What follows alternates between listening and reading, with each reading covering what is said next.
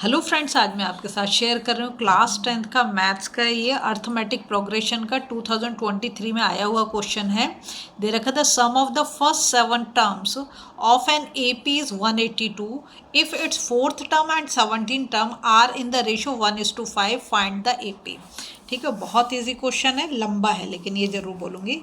तो देखो इसने क्या दे रखा, जो बोल रखा वैसे करेंगे। सम ऑफ फर्स्ट 7 टर्म हमें पता है, सम के लिए जो हमारा फॉर्मूला है एपी का क्या है, S N is equal to n/2 2a plus n-1d, यही हमारा फॉर्मूला होता है। ठीक है, तो देखो एस एन तो उसने हमें दे रखा है, कितना दे रखा है 182। तो यहाँ पे तो हम लगा देंगे, फिर ऐसे करते हैं एस एन मतलब S7। ठीक है, इजिकल टू एन कितना हो गया, 7 बोल रहा है तो 7/2 हो गया। और ये 2a प्लस, क्योंकि 7 बोल रहा है तो 7 - 1 करेंगे तो ये 6d हो गया। ठीक है, S7 हमें दे रखा 182, तो यहाँ पर मैंने लगा दिया 182। और इसको हम इक्वल के दूसरी साइड पे लेके जाएंगे तो रेसिप्रोकल हो जाएगा, तो 2/7 हो जाएगा। ठीक है, अब हमारे पास यहाँ पे क्या बचता है 2a प्लस 6d। ठीक, देखो 7 से कट सकता है तो इसको काट देते हैं हम। 7 2 जा 14, 7 6 जा 42। तो यहाँ पर हमारा हो गया 2 क्या कहते हैं 26 इंटू 2 इजकल टू। इसमें से हम 2 को मतलब कॉमन ले सकते हैं, तो 2 को मैं कॉमन ले लेती हूँ। तो यहाँ पे क्या बच गया a, और 2 3 जा 6 तो 3d। ठीक है, अब 2 इधर लेके जाऊँगी हाँ मल्टीप्लाई में, तो दूसरी साइड पे ले जाने पे क्या हो जाएगा, वो डिवीज़न में आ जाएगा। तो इस 2 से ये 2 कैंसिल हो गया, तो a प्लस 3d। तो हमारी इक्वेशन बन गई a plus 3d is equal to 26।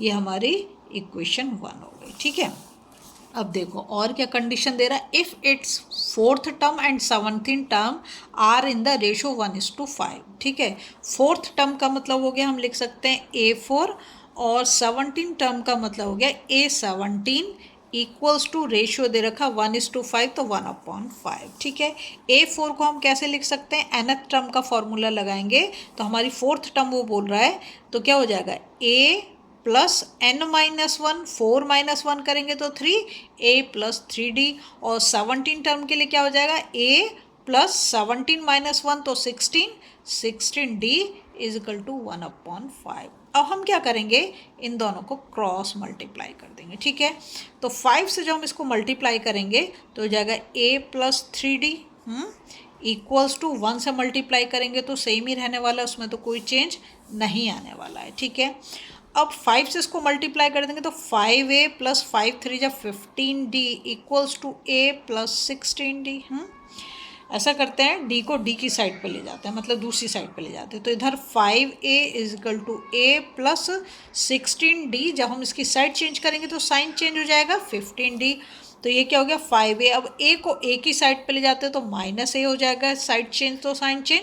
और 16 से 15 को अगर हम माइनस कर दें तो हमारे पास 1d बचेगा, 1 को लिखते नहीं है।